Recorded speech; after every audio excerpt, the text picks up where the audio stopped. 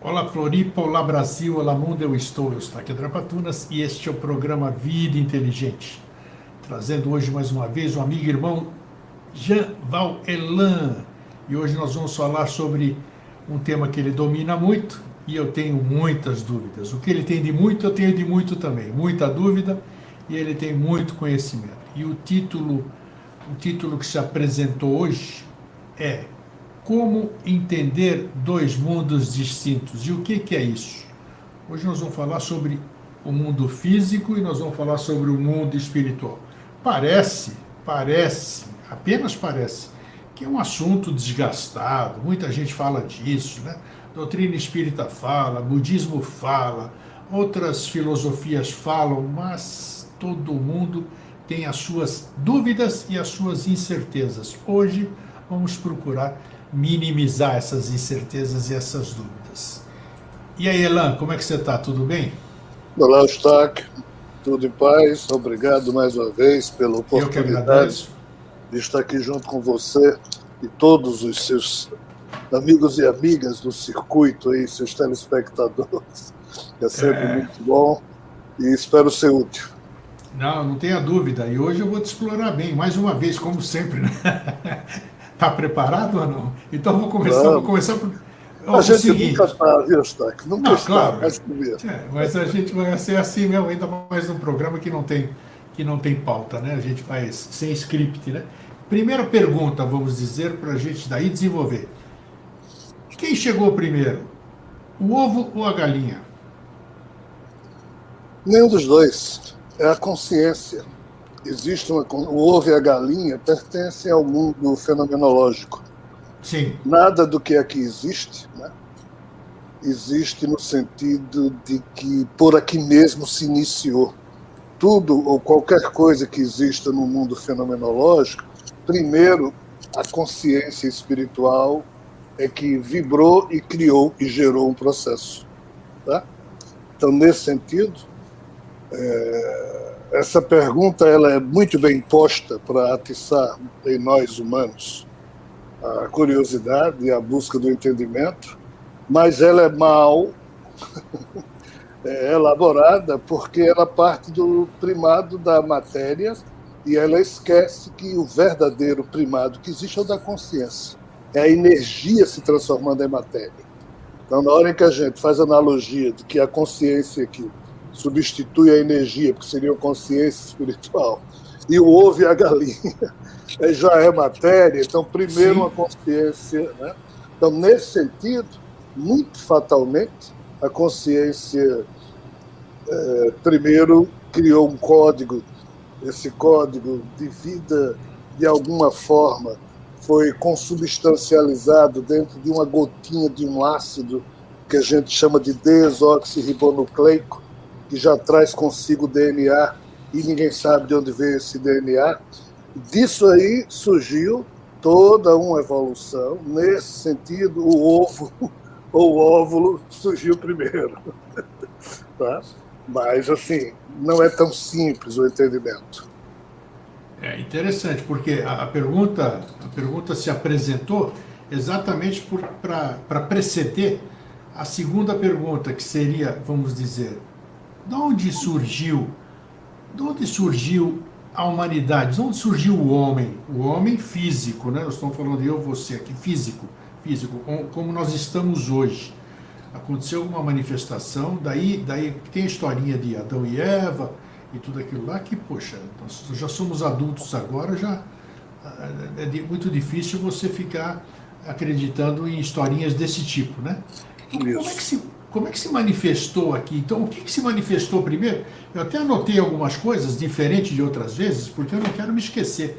Quero saber o que vale, o que é verdadeiro. O que nós estamos aqui hoje, eu, você, ou o que nós estaremos, ou nós somos, ou nós fomos, sei lá o quê. Qual é o real da coisa? Porque se existia o espírito, se existia, acredito, toda a história, toda a filosofia, tudo que você lê de coisa transcendental iniciática fala sobre um tal de imanifestado.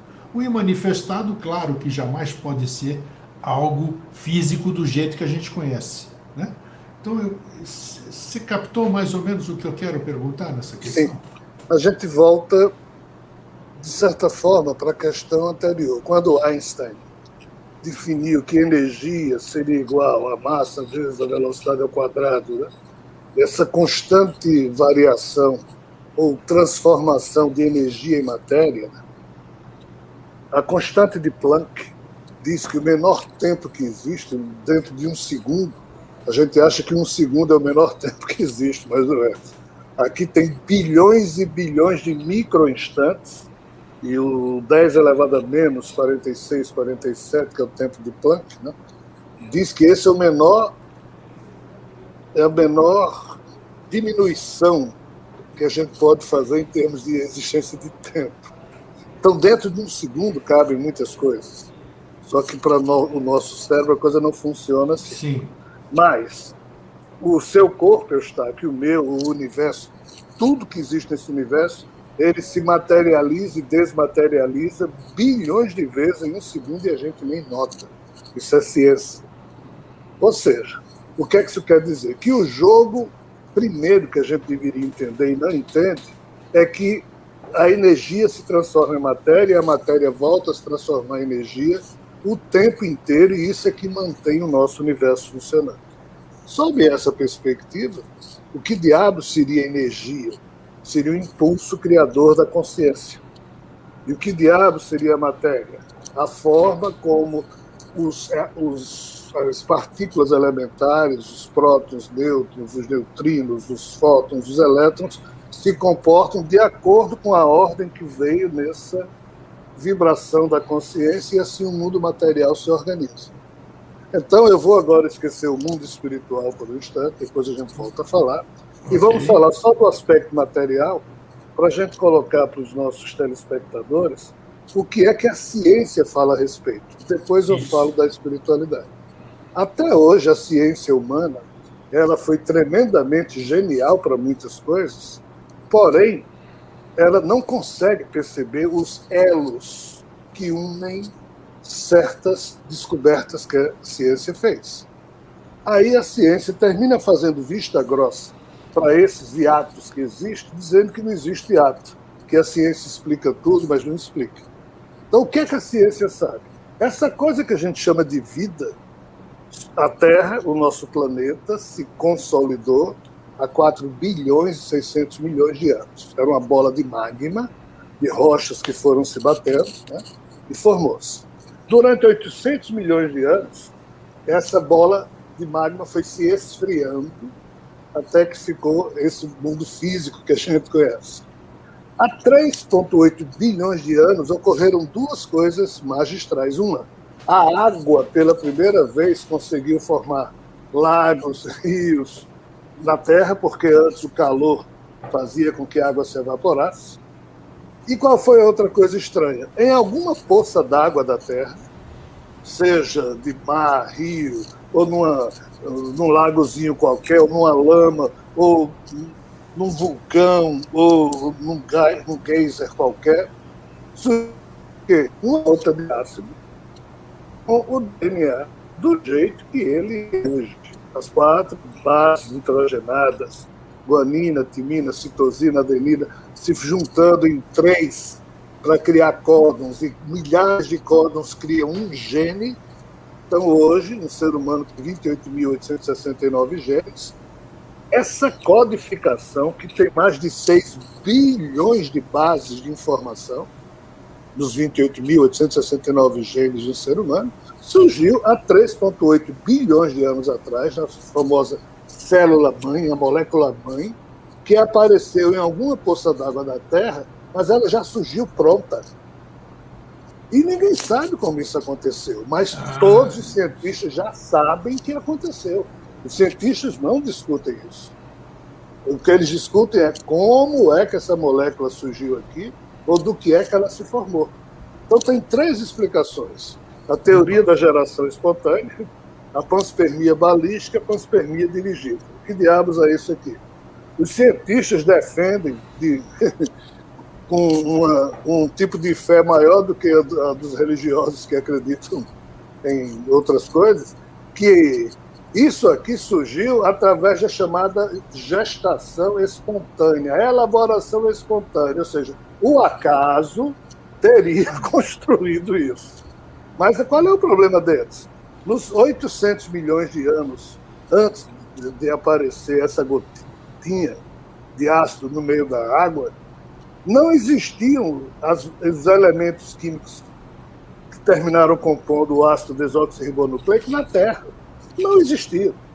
Então, o que é que aconteceu? Francis Crick e outros cientistas, Francis Crick ganhou o prêmio Nobel, ele foi um dos descobridores da hélice do DNA em 1953, ele disse, olha, isso não foi elaborado aqui na Terra, não pode ter surgido da Terra, isso veio de fora. É chamada panspermia. A panspermia balística diz que veio de fora no bojo de um cometa, que caiu aqui na Terra, e do jeito que um espermatozoide cai num óvulo e semeia vida, esse cometa teria trazido essa moléculazinha e jogado aqui, o que só faz transferir o mistério para outro lugar, onde é que diabos isso aqui se formou. Aí Francis Crick disse que não, que nenhum cometa trazendo uma molécula sofisticada como essa teria entrado na atmosfera e essa molécula teria sobrevivido à entrada na atmosfera sem se decompor. Francis Crick disse que não. Diz que só a panspermia dirigida, ou seja, alguém lá fora criou essa molécula, colocou no artefato fechado e veio aqui na Terra e depositou aqui. Aí os caras disseram, mas você é um prêmio Nobel, está dizendo que Deus existe? Eles não estou dizendo que alguém trouxe. Não, então ou é Deus ou é extraterrestre. Eu não sei, eu sou um cientista, não acredito nem em Deus nem em extraterrestre, mas que alguém trouxe, ou alguém mandou. Então, assim, essas três teorias, até hoje, é motivo de discussão, mas qual é o drama? Aqui surgiu a primeira forma de vida na Terra, mas que forma de vida é essa? Vírus, bactéria, esses micro-organismos unicelulares. E observe, tá? Esses bichinhos passaram 3 bilhões de anos aqui na Terra e nunca 2 deles se juntaram. Nunca houve sexo entre 2 micro-organismos. Eles faziam a reprodução assexuada, eles se replicavam, mas nunca se juntaram. Olhem bem. Passou mais de 3 bilhões de anos desse jeito, até que há cerca de 540 milhões de anos atrás, nos mares da Terra, quando todos os continentes formavam um só continente, a Pangeia, onde hoje é a Colômbia Britânica, no Canadá, no folhelho Burgess, que é assim que se chama, lá estão os fósseis dos primeiros bichinhos pluricelulares que surgiram na Terra, só que no mar, há 540 milhões de anos atrás. Mas qual é o drama? Não tem fóssil da transição que mostra como é que os seres unicelulares se transformaram em pluricelulares. Aí está aqui o primeiro grande hiato, vazio da ciência, que não tem fóssil, mas eles dizem, os cientistas dizem, houve essa transferência de fase, ou seja, a vida que era unicelular passou a ser pluricelular. Nos meus livros, eu tenho dito que isso foi trazido de fora. As formas pluricelulares vieram de fora. Mas não estou dizendo isso porque eu acho, porque a turma tem dito. Mas isso aí é controverso, obviamente, não pode ser tido como verdade. Estou dando só um elemento para a gente pensar. Sim. Então, superado esse mistério, que até hoje não foi, começam então os seres pluricelulares a viver na água, e aí que vamos prestar atenção. Tá? Aí, há cerca de 300 milhões de anos atrás, a vida foi para a Terra. Como? Um peixe, um belo dia, botou o olho para fora da água, olhou para uma ilha, olhou para a terra, ficou morrendo de vontade de ir para ali. Aí a prole desse peixe já foi transformando as barbatanas em patas. Então foi assim que, segundo a ciência, uma espécie de peixe teria se transformado em réptil ou anfíbio. Aí a ciência diz que para essa espécie ter feito isso, essa espécie tem que ter genes críticos, que seriam genes neutros, que estão no corpo do peixe, mas não foram todas as espécies de peixe que se transformaram em réptil e anfíbio. Foi só uma. Essa que tinha gene crítico para ir transformando, fazendo a transformação da barbatana em patas. Aqui tem fósseis que provam isso. mas não todos. Também faltam em algum grau de sofisticação. Mas aqui vem a teoria do equilíbrio pontuado do Gould, que a gente não vai falar, senão a gente não responde a pergunta. Então também tem mistério. Como da mesma forma estava lá o lagarto nessa ilha, acabou a comida, aí ele olhou para outra ilha, ficou doido para voar. Aí os ovos que esse réptil começou a colocar, os ovos, tá? Os bichinhos já foram nascendo, transformando a pata dianteira em asas, e assim teriam surgido. Então a ciência vai mostrando, mas qual é o drama? A ciência prova, e nisso ela está certa, que todo esse esforço reside só com um objetivo, o de criar complexidade, sofisticação. Por quê? Um réptil põe ovos e vai embora. Se esse ovo vai dar vida ou não, a mãe réptil não sabe. Uma jacaroa, se cruzar no rio com o jacarezinho que saiu do ovo dela, ela nem nota que é filho dele. Não tem como notar. Por quê? Porque a cabeça de um jacaré não tem um cérebro, tem um cerebelo e gânglios basais. Não tem como o psiquismo desse jacaré perceber que é filho. Mas o que é que a vida fez? A evolução. Por sobre esse cérebro reptiliano, de réptil, a evolução foi ocorrendo e surgiu o quê? O cérebro límbico dos mamíferos. Aí, quando surgiu isso aqui, Eustáquio, surgiram 4 pedacinhos de carne na cabeça dos mamíferos que não tinha nos répteis. O tálamo, o hipotálamo, o hipocampo e a amígdala cerebral. Esses 4 centros nervosos no cérebro límbico permitem o quê? Que a mãe mamífera, que não põe ovos, porque o filho sai de dentro do corpo dela, ela Sim. pega aqui o macaquinho, sente o cheiro, o hipocampo permite que ela memorize que aquele bichinho é dela, e o zelo que ela sente, a emoção de proteger o filho, a amígdala cerebral produz. Então, os mamíferos podem ter memórias que associam fatos e emoções ou sensações, e assim as mães e pais identificam quem são os filhos. Incrível, é Só verdade. que surge por sobre o cérebro mamífero, o cérebro primata. Nesse cérebro primata surge o neocórtex do primata superior, aí aqui surge o gene FOXP2, que é o gene que permite a esses primatas superiores criarem símbolos. E aqui surge a linguagem, ou seja, surge a racionalidade. O Homo sapiens, que surgiu há 49, 50 mil anos, porque se você pegar fósseis de Homo sapiens com 60 mil anos, não tem gene FOXP2. Mas se você pegar 48 mil anos, aparece. Então a ciência sabe que o Adão e Eva que comeram a maçã, eu estou chegando agora no seu Adão e Eva, em tese, alguém comeu alguma maçã ou foi manipulado geneticamente para ter esse gene há cerca de 50 mil anos atrás. Aí a questão é, tem alguém por trás disso? Se tem, não poderia ter sido mais simples. Aí é que está. Decente, ético, porque tudo isso é um jogo tenebroso de caos, dor, sofrimento. Com certeza. Tudo que a espécie surge matando a outra. Então, na hora que... Aí agora eu vou sair da ciência e vou para a religião. Não, um Deus maravilhoso, perfeito, amoroso é que criou isso. Pelo fruto se conhece a árvore. Não foi. Não pode ter sido. Então, não pode ter sido. Então, isso aqui é bom para as crianças ou para os seres humanos ainda imaturos ou infantilizados, que precisam acreditar, mas não pensar, porque se pensar isso não se sustenta. Claro. Então, assim, a gente respeita a fé de quem pensa assim, mas não foi. Mas se não foi um Deus maravilhoso, o que é que diabos foi? A ciência diz, foi o acaso. Não pode. Também não pode. Eu estou lançando um livro chamado Nem Deus, Nem Javé, Nem Darwin, : A Evolução Possível. Eu estou lançando um livro, inclusive. Eu ia te perguntar, Darwin estaria mais próximo disso tudo ou não? Ele Sim, chegou? Darwin foi genial. Ele percebeu o aspecto do acaso, da aleatoriedade que se associa a algum estranho projeto de uma insistência de alguém que queria alguma coisa, mas nunca soube executar. Então, no meio na tentativa e no erro, a evolução se processou. Darwin é genial. Quem não é genial são os seguidores de Darwin, os darwinistas e os neo-darwinistas, que transformaram o acaso numa crença maior do que os religiosos fazem de Deus, o que também não explica.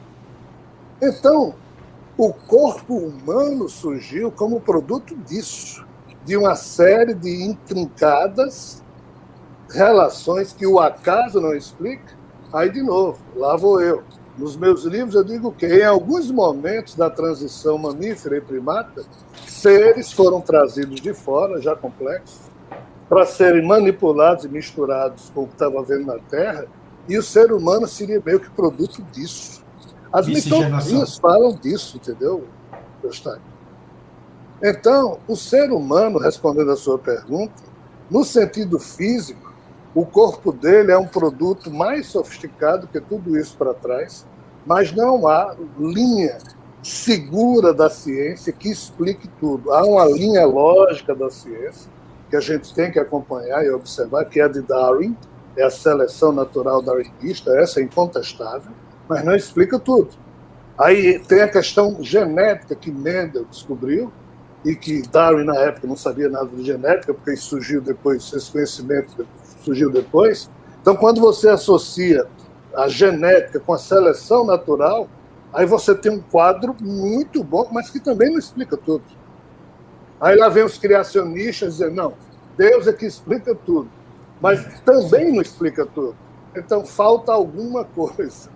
Esse alguma coisa, tudo indica que deve ser algo parecido com o que eu estou apresentando nesse livro, mas eu não posso pretender ter o menor vislumbre de que o que eu estou escrevendo está correto, muito pelo contrário. Mas eu oferto teses para que a gente entenda isso aí.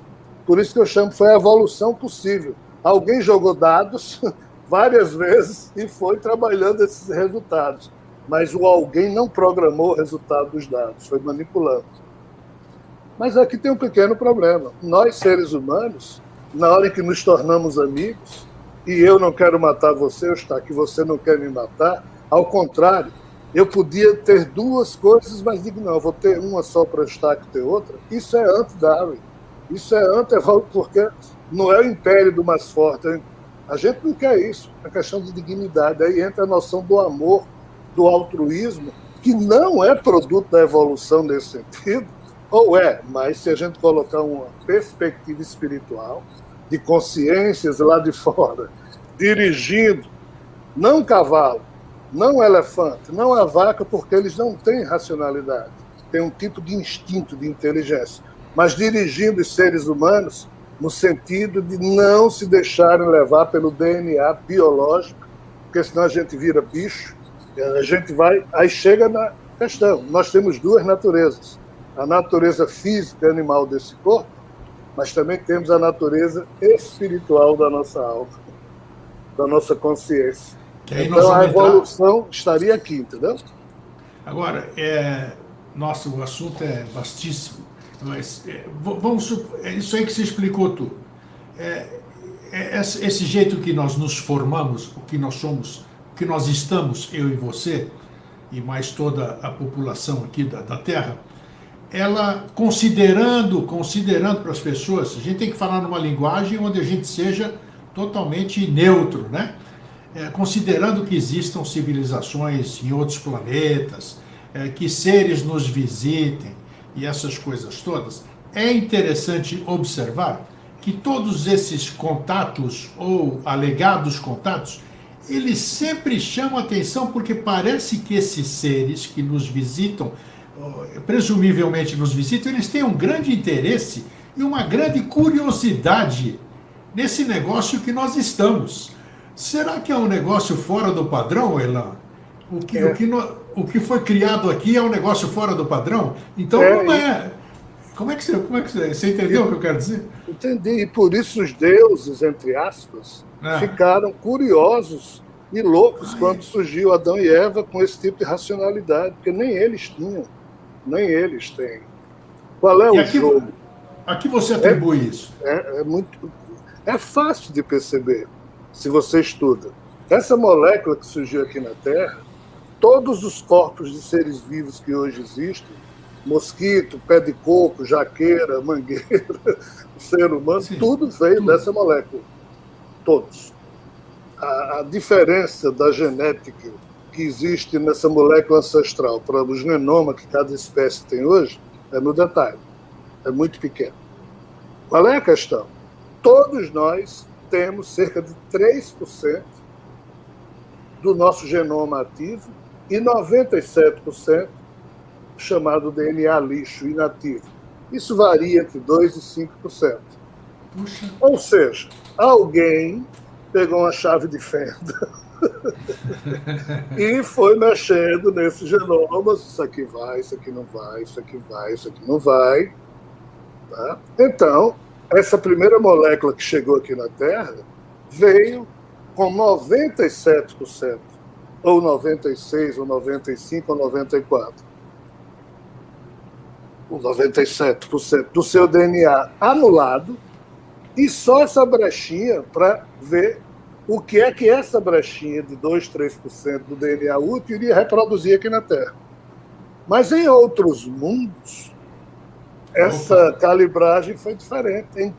Tudo indica que o nosso universo, do jeito que você pega 500 aquários e sai colocando ovinha de peixe em cada um para ver o que é que dá, e manipulando essas ovinhas, cada mundo desse universo onde hoje tem vida, lá atrás recebeu uma moléculazinha dessa também, que alguém jogou, mas o percentual de calibragem de produção proteica para formar um corpo físico, seja de que tipo for, era diferente. Então o pessoal diz, os reptilianos nos visitam. Veja bem, se os dinossauros não tivessem sido extintos há cerca de 60 milhões de anos, pelo cometa que caiu lá em Yucatán, no México, muito provavelmente a vida na Terra seria reptiliana, porque os dinossauros, durante 220 milhões, aliás, 180 milhões, dominaram a vida na água, no ar e na Terra. Então, se a vida inteligente fosse surgir, não seria no primata superior, talvez tivesse sido no velho cérebro reptiliano, que eles fariam de alguma forma. Evoluir. Aí a pergunta é, então se a vida reptiliana na Terra tivesse evoluído para se tornar inteligente, isso implica dizer que tudo que é mundo que tem vida reptiliana aí tem o mesmo padrão de inteligência, sensibilidade e racionalidade que da Terra? Não. Porque essa calibragem pode ser diferente. Então esses seres de fora que vêm nos visitar, você sabe por quê? Segundo a fofoca que rola, porque nós somos a espécie bebê do universo. Nossa espécie surgiu muito recentemente. Essas outras espécies são muito mais velhas. Muito mais velhas. Aí aqui eu brinco com você dizendo o quê? Qual é a maior metrópole que existe na Terra? É um formigueiro que começa em Lisboa e vai até Atenas. O subsolo da Europa tem a maior megalópole, metrópole que existe na Terra, que é um mesmo formigueiro. Então foram as formigas argentinas que no século XIX foram em navios de Buenos Aires para Lisboa. E desceram e saíram matando tudo que era formiga europeia. E hoje é o maior complexo de existência que existe em vida física. O que é que eu estou querendo dizer aqui? Pode existir, pode não. Tudo indica que existe vida formigóide aí fora, insetóide.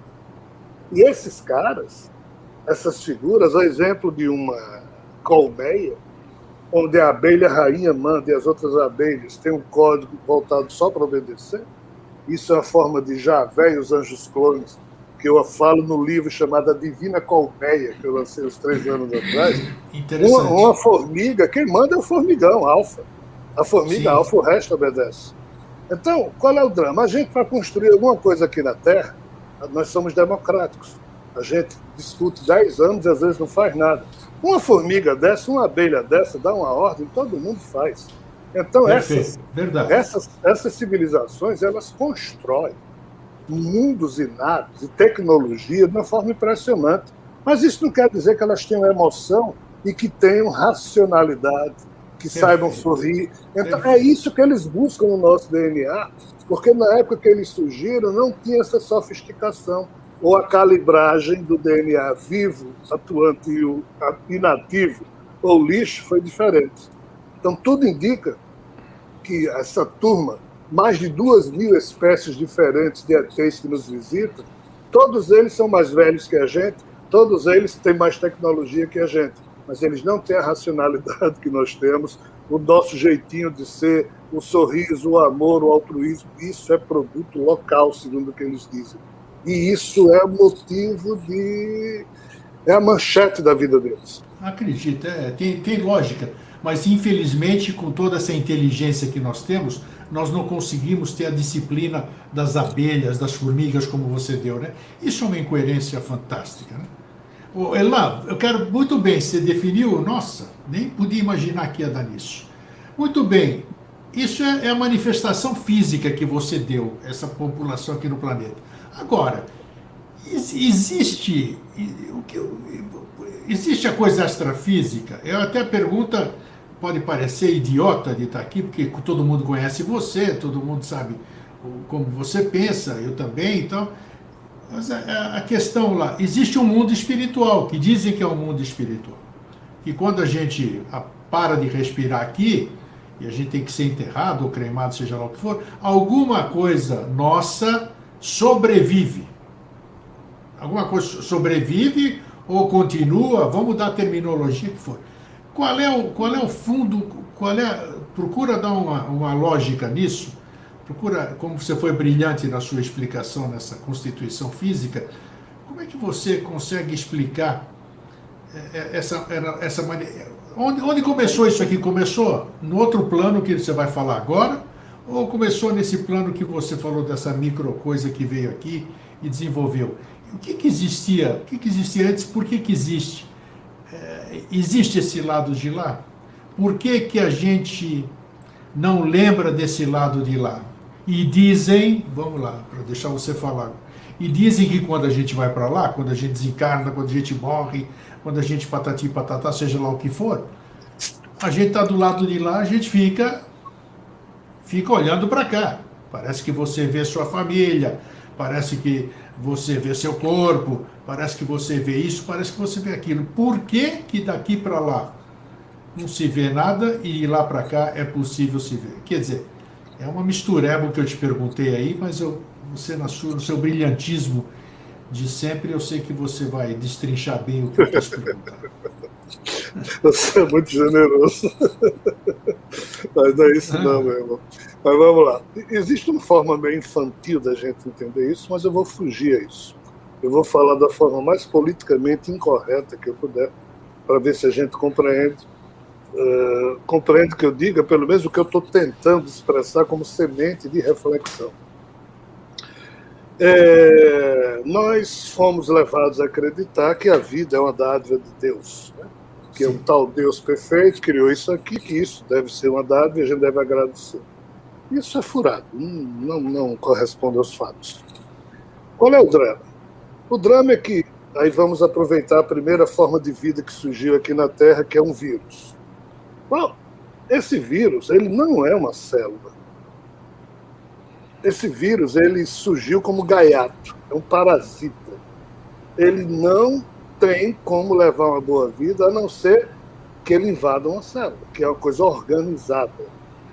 Aí, nesse sentido, o vírus é alguém que se hospeda numa célula. Um hospedeiro, exatamente. O eu chamado Eustáquio, o eu chamado Rogério, é um vírus espiritual, é um programa espiritual, associado a um programa genético, hospedado nesse cérebro. Nós não somos, e você muito bem, é o único ser humano que diz eu estou Eustáquio, eu não sou Eustáquio. O verbo estar, como Heidegger sempre defendeu, e você também defende, é o mais correto a ser conjugado em vez do verbo ser. Porque, de fato, nós não somos, nós estamos. Quando esse corpo de Rogério morre, o eu de Rogério, que estava hospedado nesse cérebro, continua a existir do jeitinho que ele sempre foi, e passa a estar atuando agora de uma outra forma, não mais submetida às sinapses e às redes neurais do cérebro do Rogério animal. Então, o eu humano é um eu parasitário. Ele se hospeda num corpo animal do jeito que um vírus também só se reproduz e existe quando ele invade uma célula. Isso é típico de criação complicada, errada, em que esse tipo de improvisação teve que existir para que, de uma forma ou de outra, o DNA básico dos corpos animais possa ser trabalhado pela interferência vinda de fora. Eu vou dizer de outra forma. Recentemente não, um dia desses, aí, sei lá quantos anos faz, eu vi a entrevista de um ex-soldado do exército norte-americano no tempo da Guerra do Vietnã. Entre os anos 64 e 73, os Estados Unidos soltou dezenas de milhares de toneladas de bombas no Vietnã e no Camboja.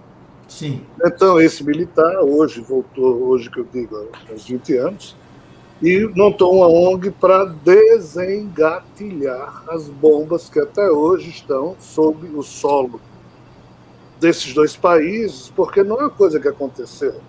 Até hoje, isso é pesquisa recente, a cada 3 dias alguém no Vietnã ou no Camboja pisa num troço daquele, ou gente ou animal, e tem perna amputada. É uma coisa que acontece até hoje. Então vamos imaginar que e o detalhe, perguntaram a esse cara, mas se você continuar trabalhando nisso, você acha que vai demorar quanto tempo para desengatilhar todas as bombas que caíram aqui no Vietnã? Ele disse, eu vou morrer, mas até o ano 2100 isso vai ser feito. Ele até brincou, dizendo, se isso fosse em Paris, em Roma, e você vai andando e explode vindo uma bomba, já teria sido feito. Mas como é aqui no Vietnã, no Camboja, que se lasque, né? Então tem muita coisa para ser ainda desengatilhada. Qual é a analogia que eu estou querendo fazer? Esse DNA que existe em tudo que é animal, aqui na Terra e no nosso corpo animal também, em tudo que é coisa viva, é o DNA podre do Criador, que precisa ser desengatilhado, no sentido de que todo ele é doente.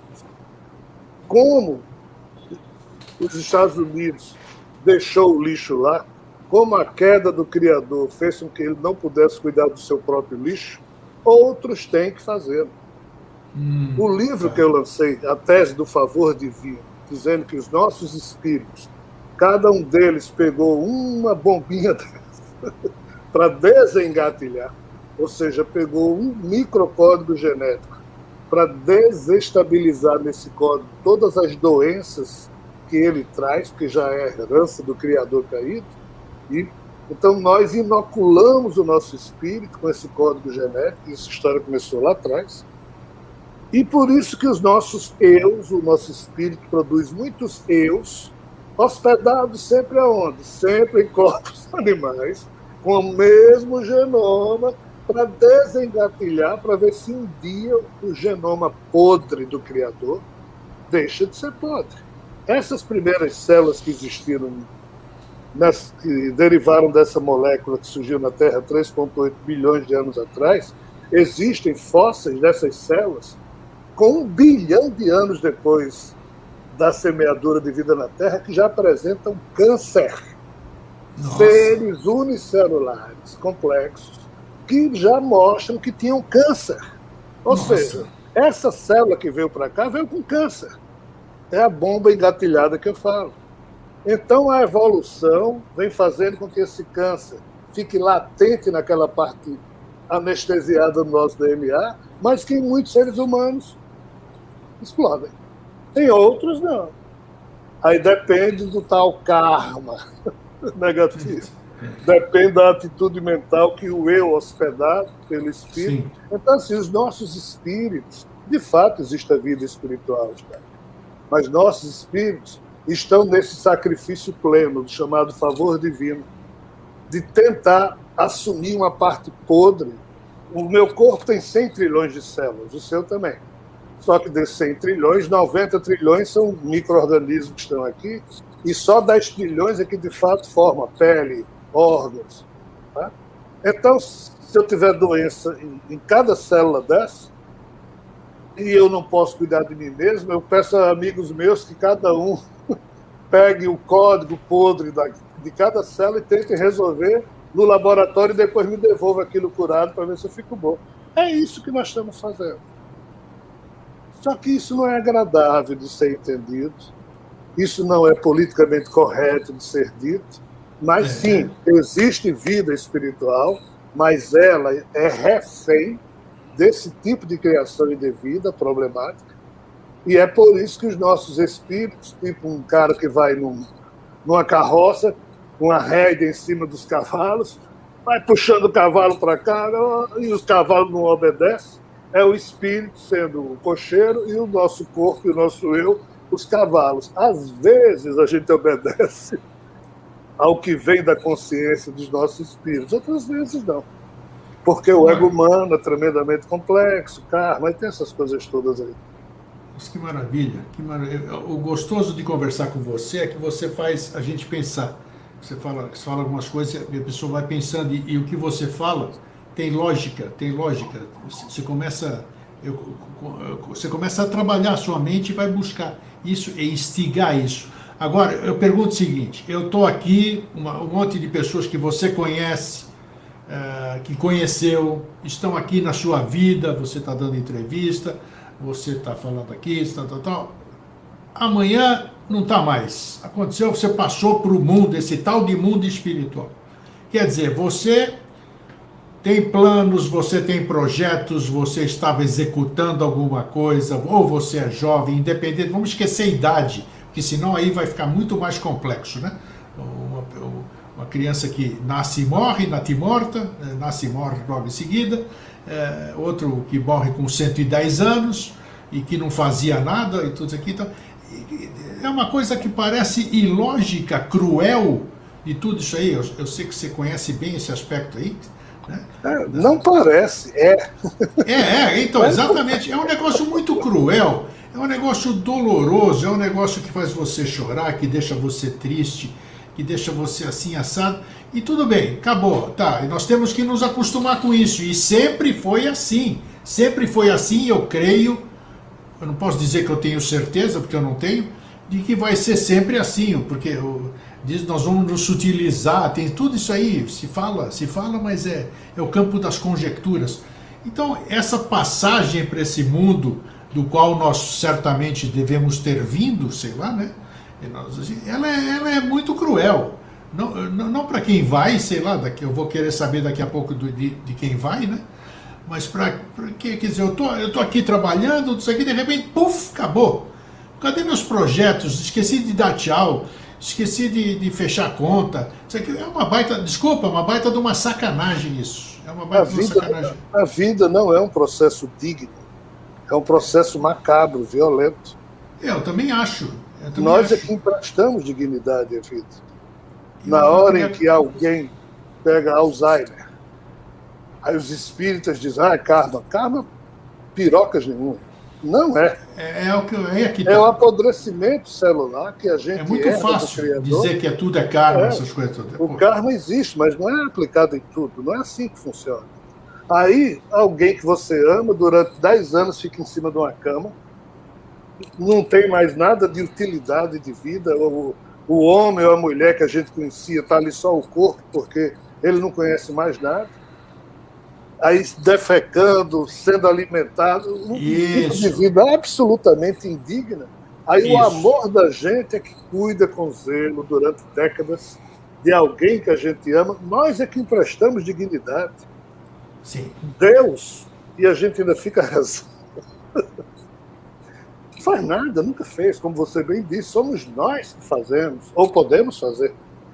Né? Então, assim, um ser para criar isso, ou é macabro, ou é doente. Perfeito não é. Amoroso não é. Também acho. Ou então, vamos esquecer isso, é a obra do acaso. Tudo bem, mas ou acasozinho, cretino esse. Sim. Então, como é que fica, né? É o que a revelação cósmica tem proposto. Esses livros todos que eu estou escrevendo são mais de 40 que eu já publiquei, mais de 200 palestras, e não são palestras que se repetem. Em cada contexto desse, surge algo desagradável. Sim. Porque as religiões vivem do viés de confirmação.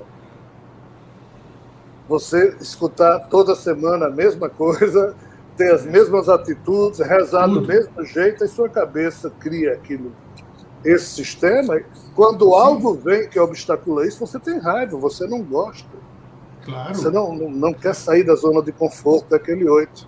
Mas então, todas as revelações sempre confortaram as pessoas. A revelação cósmica, que eu acho que envolve os livros que eu estou produzindo, ela é um desconforto do cacete. Ela é quase que um desmascaramento de toda essa coisa infantilizada que todas as religiões, sem exceção, produziram. Então, não é coisa para criança, é coisa para gente adulta, e eu digo isso nos livros. E por isso que eu digo, não tomem isso a sério, no sentido de transformar isso em verdade ou questão de crença. Não, porque só as gerações futuras é que vão poder corrigir isso aqui. Então, Eustáquio, o que é que eu estou dizendo aqui para você? É algo muito terrível. Eu estou dizendo que do jeito que um dia Zeus ficou pé da vida com Prometeu, porque Prometeu desmascarou Zeus frente aos humanos e aos hiperbóreos, aquela história do fogo que Prometeu deu para os humanos e Zeus ficou pé da vida, Prometeu simplesmente explicou como era Zeus. Um ser falido também. Com poder, mas falido em termos de racionalidade. Então, na hora em que o Snowden mostra todas as maracutaias e projetos mil que o governo dos Estados Unidos, que fala em democracia, em respeito, mas está igual a tudo que é governo, russo, chinês, nem presta, observantes desse sentido, todos eles estabeleceram a mentira e o terrorismo de Estado como sendo os negócios do Estado. Né? Quando o Snowden desmascara o governo norte-americano, claro que o mundo cai em cima dele. Prometeu, se ferrou. O que eu estou fazendo é um desmascaramento complicado. Por isso que eu pago um preço muito alto. As 300 mil famas que eu tenho. Inclusive, isso tocou fundo a minha vida profissional, porque minha credibilidade foi para o inferno. Cada um de nós paga um preço. Né? Sem contar com os meus erros nessa história. Por isso que eu digo, nada disso aqui. E como eu não só tenho esses 40 livros e essas palestras que eu fiz até hoje, tem mais um bocado de coisa. Então, assim, parece que cabe ao tipo de raciocínio que de vez em quando eu desenvolvo nos seus programas, cabe a esse tipo de raciocínio, a chave de a gente perceber aquilo que Jesus dizia. Aquele que busca a verdade nunca vai deixar de buscar, porque a maioria dos seres humanos não busca. Então, aqueles que buscam, é como se tivesse um vício neles que nunca vai fazer com que eles deixem de buscar, vão buscar sempre. Aí Jesus disse, aqueles que buscam, de tanto buscar, um dia vão encontrar a verdade, mas vão ficar o quê? Estupefatos. Aí depois daquele livro, e depois... mas liberta. Agora, primeiro é um susto, não é, que coisa maravilhosa. Então, esse susto é o que é a revelação cósmica, que esses livros que eu estou produzindo e outras pessoas também, e quando tivermos os primeiros contatos com seres de fora, isso vai ficar mais ainda claro, porque nenhum deles é bonzinho, é santo. Ao contrário, esses seres precisam loucamente do DNA humano, e a gente não precisa lá muita coisa deles. O que eles têm que nós não temos é tecnologia, só isso. Então, a revelação cósmica é meio que uma tijolada, é um desmascaramento. Ou seja, isso não tem como acabar bem, entendeu, Stein? Mas vai fluindo. Vamos atrás. Agora, queria saber o seguinte, Elan, quando nós passamos por lá de lá, eu disse, muitas vezes, a maioria das vezes a gente passa subitamente, né? Já aconteceu 2 vezes comigo. Meu corpo já morreu 2 vezes. Você falou. Então, mas como é que você vai para o lado de lá, você se dá conta, você desperta... Não é bem assim. Como é que é o lado de lá? Como é que é o lado de lá? Você fica coçando, você fica trabalhando, você fica fazendo o quê? O que lá para você já que você foi tirado desse mundo físico? Sob essa perspectiva espiritual, é conveniente que a gente entenda que há uma espiritualidade pré-existente, organizada, bonita, maravilhosa, amorosa, perfeita, mas que é absolutamente inútil no sentido de resolver os problemas desse caos que a gente vive. E há uma outra espiritualidade que Kardec chamava de erraticidade, já Sim. que quem se mete nesse caos se surge e não tem como voltar para o paraíso ou ir para o paraíso, que é essa espiritualidade maravilhosa. Então Kardec chamava a erraticidade de quê? A espiritualidade foi se formando em torno dos fenômenos materiais. Né? Então, há dois tipos de espiritualidade. O espírito que anima Eustáquio, que anima Rogério, que anima fulano ou Beltrano, não necessariamente saiu do ambiente a que ele pertence. Se ele estiver limpo, ele pode ser um espírito que está lá na espiritualidade maravilhosa e aquele cabrestozinho que eu falei, linkado lá no ego humano que ele está vinculado àquele corpo. Ou o espírito está meio sujo, então está nessas cidades espirituais que são recentes, foram criadas junto com a evolução do ser humano. Né? Entenda, a cidade Nosso Lar, que Chico Xavier e André Luiz descreveram naquele romance maravilhoso, ela não é igual ao paraíso que existe desde sempre. Ela surgiu no século XVIII, quando espíritos de europeus que vieram aqui para o Brasil desencarnaram e, junto com os espíritos índios, construíram a cidade do Nosso Lar, em um certo nível espiritual. Então vamos entender isso. Há uma espiritualidade já organizada e outra por ser feita. Essa por ser feita tem a ver com o que acontece nesse mundo caótico da gente. Então, o nosso espírito não está aqui, está lá, nesse nível. Mas se eu, Rogério, me torno um idiota, o meu ego é terrivelmente doente, eu sou o dono da verdade, eu sou isso, e tenho sentimentos pesados, eu odeio fulano, odeio Beltrano, tenho inveja. Quando eu faço isso, o coitado do meu espírito, seja ele quem for, ele se suja porque eu estou sujo, e ele então é atraído e quase que se sobrepõe a esse corpo, mesmo que ele continue no nível espiritual. O nível espiritual ele se enlastece, ele se alarga, ele se movimenta, ele é quântico. Porque diz que o espírito, desculpa, você diz que quando você se manifesta no plano físico, você fica sujeito às leis do plano físico. Isso. O espírito também se sujeita a isso. Quer dizer, eu posso ser um espírito, vamos chamar assim, de luz, e chega aqui, eu gosto da coisa aí. E me suja um pouco. Isso é possível. Nesse caso, quando alguém assim, o corpo senta numa latrina para defecar, isso. O espírito desse alguém também se senta, ainda que ele não tenha anos, não vai sair. Sim. Um corpo de alguém transa, se alguém for tarado, o espírito desse tarado, infelizmente, está ali junto com o corpo, mas o espírito não tem órgão sexual. Entendi. Quando você não é tarado nem doente, você pode sentar numa latrina, seu espírito continua trabalhando lá na espiritualidade da cidade espiritual que ele estiver vinculado, mas ele está ligado a você.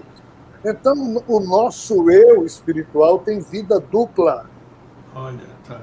Enquanto o Rogério está funcionando aqui, o meu eu espiritual, o eu que me anima, pode estar vivendo a vida dele espiritual, com o outro eu dele, que é somatório de todos os eus que ele teve para trás, inclusive já absorvendo coisas de Rogério, se ele gostar. Na hora em que esse corpo morre, o meu eu, vamos supor, daqui a 1 minuto esse corpo vai morrer. Eu estou aqui falando com você, o corpo morre e o meu eu continua falando até notar que houve algum problema. Você vai notar que meu corpo aqui morreu, mas o meu eu vai falar até notar que, opa. Que negócio Quando eu noto isso, se o meu eu for um eu equilibrado, obviamente o espírito que me anima já sabia que ia acontecer isso, porque a morte previsto é bem trabalhado.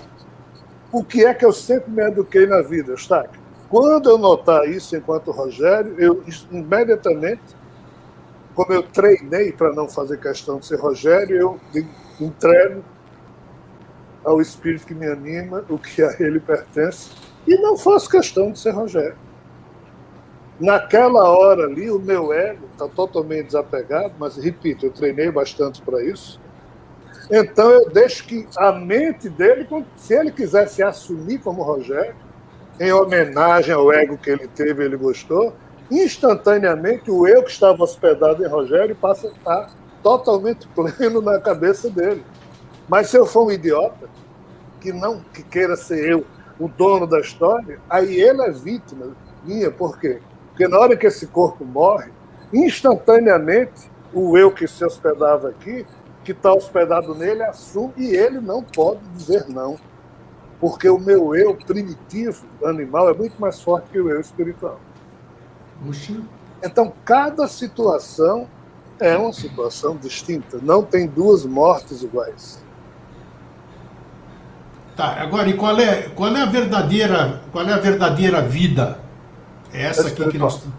É espiritual mesmo? Espiritual. Nesse sentido, os espíritas têm toda a razão. O budismo tem toda a razão.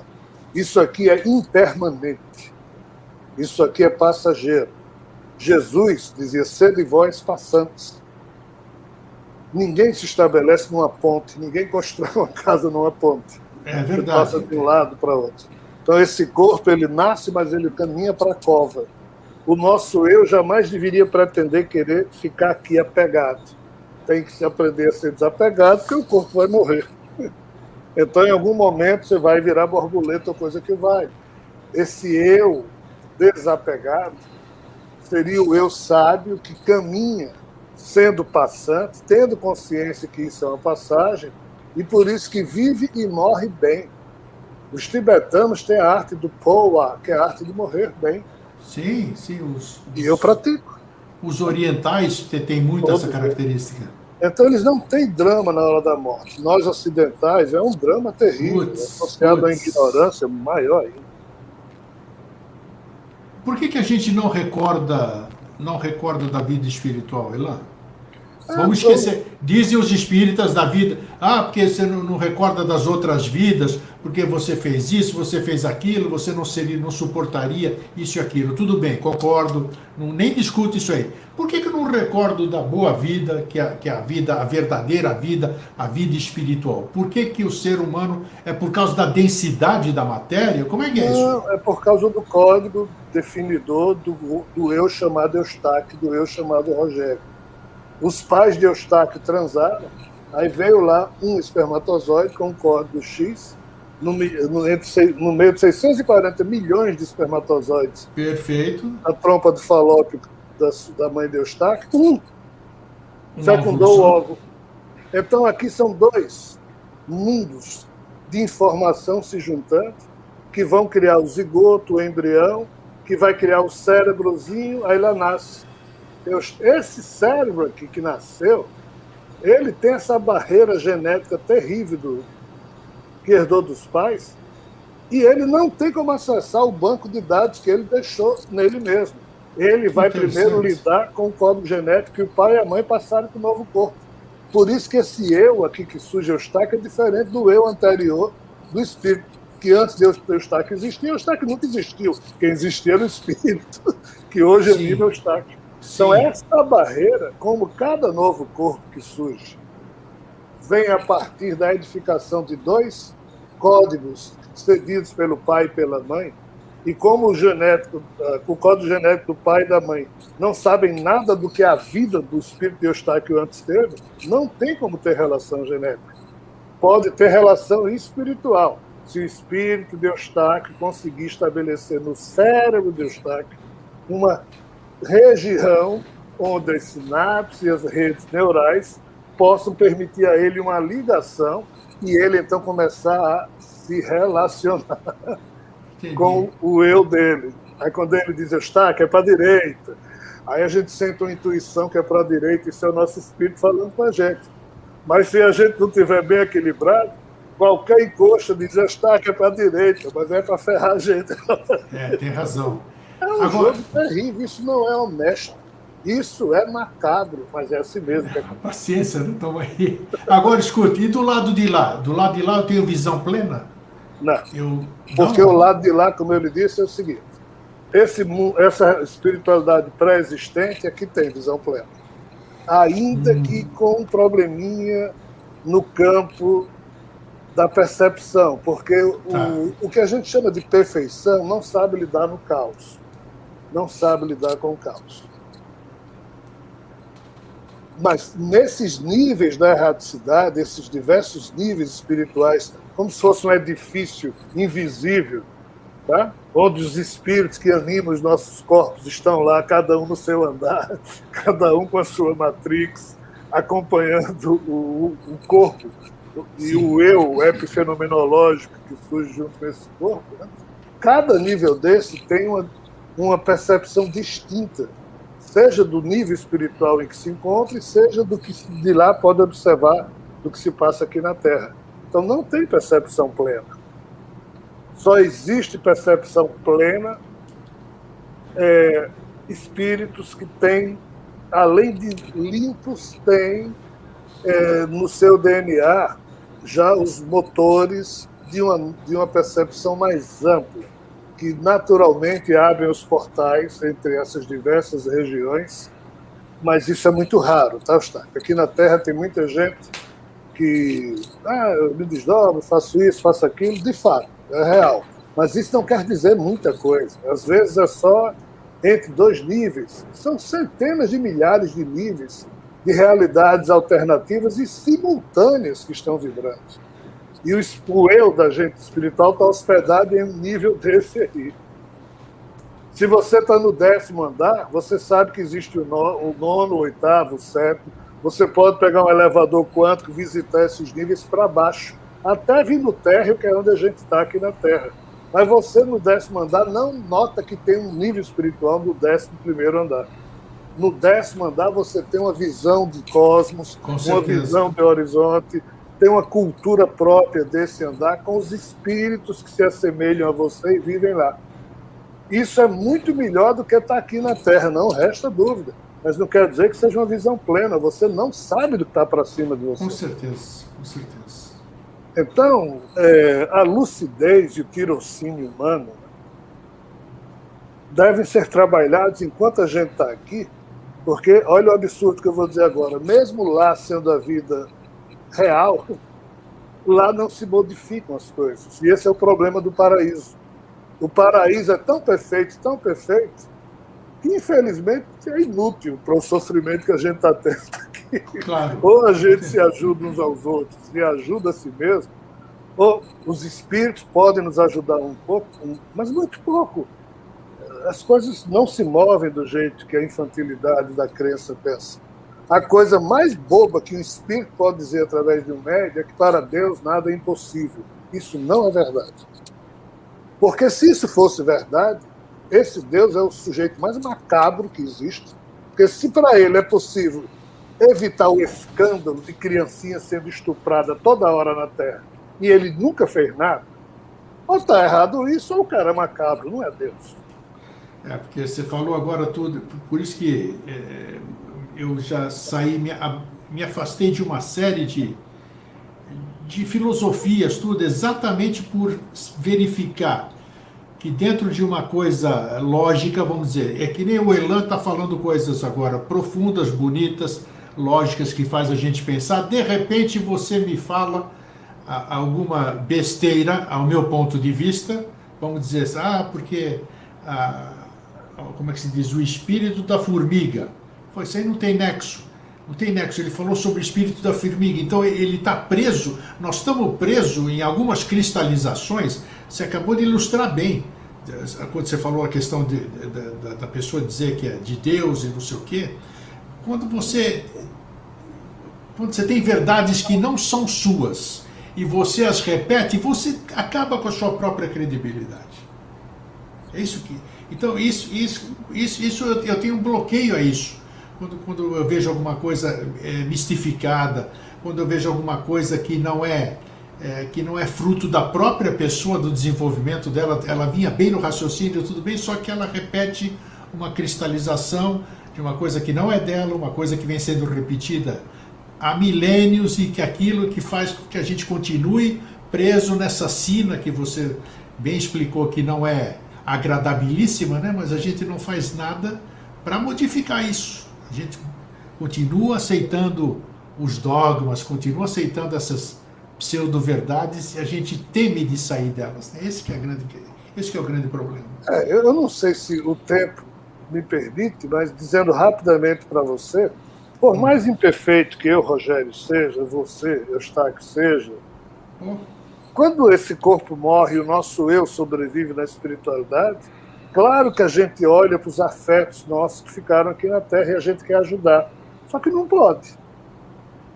Aí esses afetos passam por momentos horríveis e a gente lá sofrendo. Aí, às vezes, por isso que é importante a gente se afastar, porque não tem muita coisa a ser feita.